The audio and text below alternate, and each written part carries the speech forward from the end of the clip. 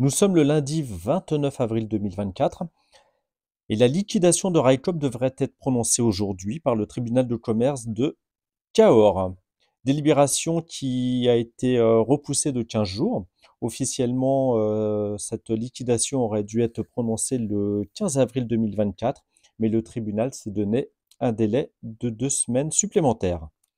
Dès le lendemain, le mardi 16 avril, les dirigeants de Railcoop ont donné une conférence de presse, conférence qu'on peut retrouver sur le net et qui a été publiée dans quasiment toute la presse. La chose qui a été un peu surprenante, c'est la différence de tonalité. Les dirigeants devenaient plus vindicatifs que d'ordinaire et n'hésitaient pas à mettre en cause ceux qu'ils estimaient qui n'ont pas aidé l'entreprise. Et pour cela, on va reprendre l'article de 20 minutes que vous voyez à l'écran. Article publié ce dimanche 28 avril. Ça commence mal dès le départ, on reprend la rhétorique, ligne abandonnée par la SNCF. Or, Railcoop se positionnait sur des lignes dites d'équilibre du territoire, les fameux trains TET. Or, ceux-ci ne sont pas de la décision de la SNCF, mais de l'État qui était son décisionnaire et financeur. D'ailleurs, comme vous pouvez le constater sur cette capture écran qui vient de la FNAUT, c'est bien l'État qui a décidé de la fin du train Bordeaux-Lyon. On peut lire une première phrase de Nicolas de Bézieux qui nous dit « Nous avons été les premiers à démarrer », ce qui est vrai, et nous avons pavé les chemins de succès futurs. Et ça, c'est une phrase très intéressante parce qu'on peut se dire que si on le prend de manière positive, Nicolas de Bézieux doit sûrement se dire qu'il a défriché le terrain et que grâce à lui, grâce à son exemple, les prochains seront victorieux, ou tout simplement, si on est un petit peu sarcastique, on peut se dire que c'est tout l'exemple à ne pas suivre. On peut lire que pour le Bordeaux-Lyon, il fallait un investissement de 11 millions d'euros et que Railcoop avait pu, grâce à des lettres d'intention, ce sont juste des lettres, couvrir 60% de ce budget et qu'il manquait que 3,5 millions d'euros. Or, nous savons que pour le service Bordeaux-Lyon, il fallait à peu près 50 millions d'euros. Et donc, ces 11 millions d'euros, c'était un premier tour de table pour convaincre d'autres investisseurs à apporter l'argent restant jusqu'à 50 millions. Dans un article de la Tribune du 16-17 avril, on peut lire que Railcoop avait trouvé un fonds d'investissement, un investisseur espagnol avec qui il parlait depuis 18 mois. C'est donc le fonds Serena Partners. Mais il est bien mentionné que ce fonds voulait profiter de notre licence ferroviaire pour pénétrer le marché hexagonal. Notre licence arrivant à expiration ce mois d'avril, Railcoop ne vaut plus rien. Ce qui veut dire que Serena Partners s'est retiré des négociations suite à l'expiration de la licence. Mais surtout, on peut se poser une question.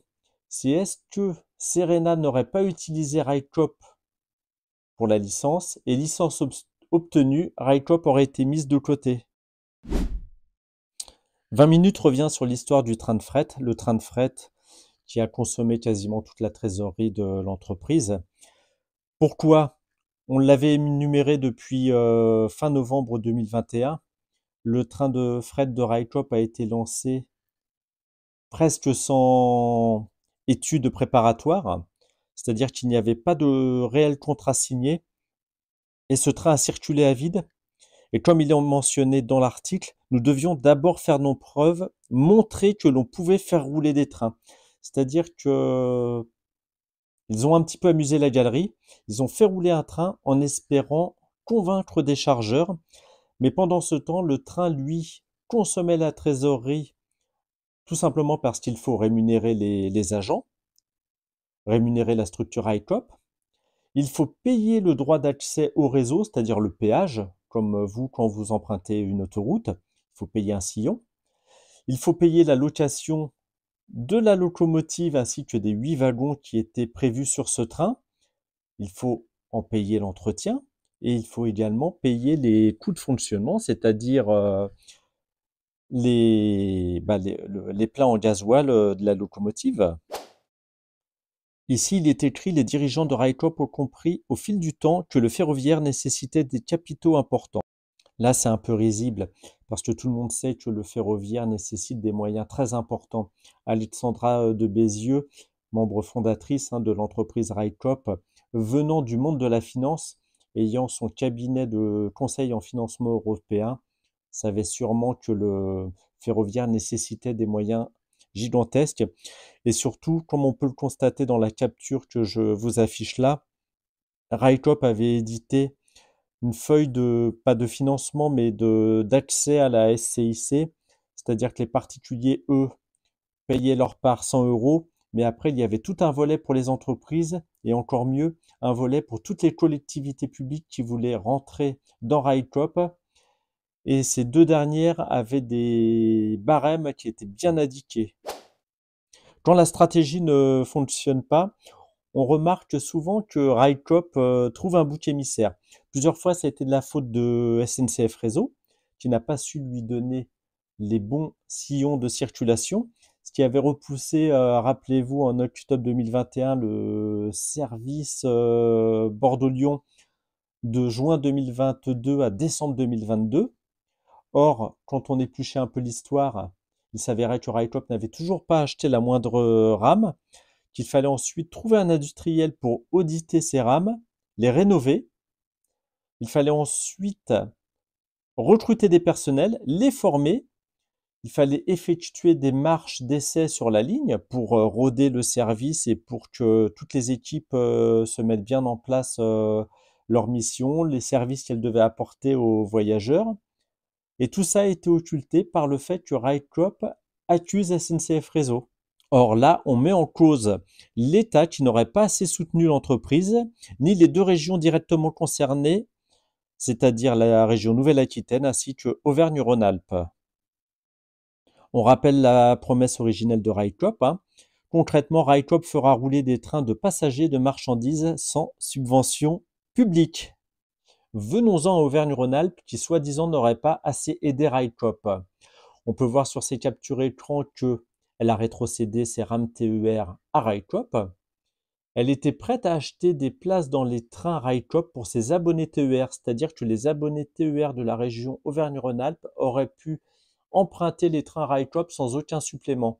RICOP vendait donc des places à la région Auvergne-Rhône-Alpes pour les abonnés TER de la région.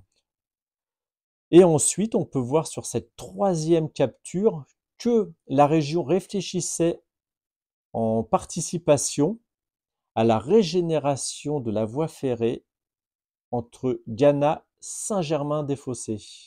D'ailleurs, on va écouter Laurent Wauquiez qui a mouillé la chemise et qui, le 10 avril 2021, avait organisé une conférence de presse en gare de Montluçon où il annonçait qu'il allait vendre des rames à la société RICOP à des tarifs défiant toute concurrence et qu'il allait tout faire pour que ces rames soient rénovées sur le territoire clermontois. Avoir des capitaux, ça peut être utile, mais si jamais vous n'avez pas de train pour les faire rouler, c'est un peu compliqué. Or, l'achat de rames de train vaut une fortune. Pour avoir en tête, le budget pour acheter aux alentours, on est bien placé pour le savoir, puisque c'est quand même une de nos forces. Il faut savoir que maintenant, notre région est la première région de France pour les TER. La première région ferroviaire, c'est Auvergne-Rhône-Alpes. Dedans, acheter 12 rames, c'est 120 millions d'euros. Autant dire que pour permettre à RICOP de commencer sur des bases qui soient saines et sans se ruiner, c'est compliqué. Le gros avantage, c'est que nous, et c'est de l'économie circulaire, citoyenne, bon, c'est du verbatim qui n'est pas trop Auvergne-Rhône-Alpes, mais sur les rames, l'avantage, c'est que ce sont des rames qui sont en fin de vie, mais qui ont pour autant une très très belle capacité à être revitalisées et rénovées, et vous allez voir ce que j'ai en tête. L'idée est donc que plutôt que de les passer à la benne, on les rénove, et que ça permette à RICOP de les acquérir à un prix battant toute concurrence. L'objectif de la région, c'est que ces rames, c'est nous qui les avons achetées à la SNCF. Et donc, nous demandons à la SNCF de céder ces rames à RICOP avec un prix d'achat, mais qui sera avantageux. Derrière, ces rames vont être rénovées, et c'est là où ceux qui me connaissent savent ce que je vais dire. L'objectif, c'est que ce soit rénové chez nous, en Auvergne. On a sauvé les ACC, Et donc on fait coup double. C'est que non seulement on permet à Railcoop d'acquérir à un prix très compétitif, on permet de rénover des rames, mais en plus on les fait rénover chez nous aux ACC, et donc on conforte nos savoir-faire auvergnats sur la rénovation de nos trains. Souvenez-vous, c'était une entreprise qui devait fermer, on s'est battu pour défendre le savoir-faire industriel chez nous, et plutôt que de toujours envoyer la rénovation de nos rames à Paris, on s'est battu pour qu'on puisse garder nos ateliers à Clermont-Ferrand. C'est donc cocasse de lire que les dirigeants de Railcoop ont compris au fil du temps que le ferroviaire nécessitait des capitaux importants. Vous avez pu le constater, le 10 avril 2021, Laurent Wauquiez mentionnait bien la somme de 120 millions d'euros pour 12 rames TER. Par ailleurs, la région a même déplacé un train, son Lyon-Roanne, pour laisser place à l'hypothétique train Railcoop. Autour de la région Nouvelle-Aquitaine, qui soi-disant, elle aussi, n'a pas suffisamment aidé Railcoop. Sur cette capture d'écran, vous pouvez constater que la région a laissé place à Railcoop en modifiant les horaires de certains de ses trains. Mais là où 20 minutes a été très pertinente et très fine, c'est qu'ils sont allés voir le vice-président en charge des transports de la région Nouvelle-Aquitaine, Renaud Lagrave. Et qu'est-ce qu'il nous dit, Renaud Lagrave? Nous avons rencontré Railcoop dès le début. Nous leur avons dit que nous étions d'accord pour travailler avec eux sur la ligne. Nous avons trouvé des accords pour partager des sillons. Nous leur avons proposé d'acheter des trains. En revanche, la région Nouvelle-Aquitaine a estimé qu'elle n'avait pas à entrer au capital de Railcoop, tout simplement que l'entreprise s'était positionnée sur des services librement organisés, donc elle avait à se débrouiller toute seule, et que si elle rentrait au capital de Railcoop, lors des futurs appels d'offres à concurrence des TER, si Railcoop rentrait dans ces appels d'offres et que la région était sociétaire de Railcoop, il y aurait eu un conflit d'intérêts. Renaud Lagrave dit bien que la ligne choisie par Railcoop nécessitait des gros travaux d'infrastructure, des travaux de rénovation de la ligne, et même l'ancien président de Railcoop, Philippe Bourguignon, dit l'état du réseau de cette ligne est assez calamiteux. Mais je vous remets la capture d'écran. La région Auvergne-Rhône-Alpes réfléchissait à rénover une partie de la ligne entre Gannat et Saint-Germain-des-Fossés. 20 minutes en vient désormais à l'aspect financier. Pour rappel, depuis juin 2023, la part Railcoop est tombée à 0 €, donc tous ceux qui ont investi dans l'entreprise ont tout perdu. Et il y a une très grande intelligence de Nicolas de Bézieux qui nous dit sur ce sujet, on est sur un montant moyen d'investissement de 300 € pour les personnes physiques. C'est très judicieux d'avoir mis en avant ces 300 €. Certes, c'est une somme, c'est quand même 300 €, mais au niveau d'une entreprise, ça paraît dérisoire.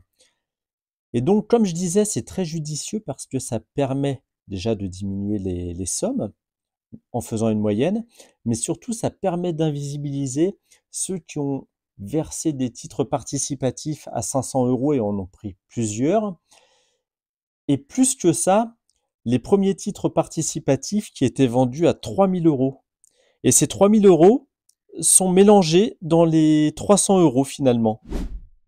Dans cette stratégie de communication de Railcoop à s'en prendre aux régions et aux collectivités, n'est-ce pas une façon pour elle d'avouer son échec au niveau de son financement?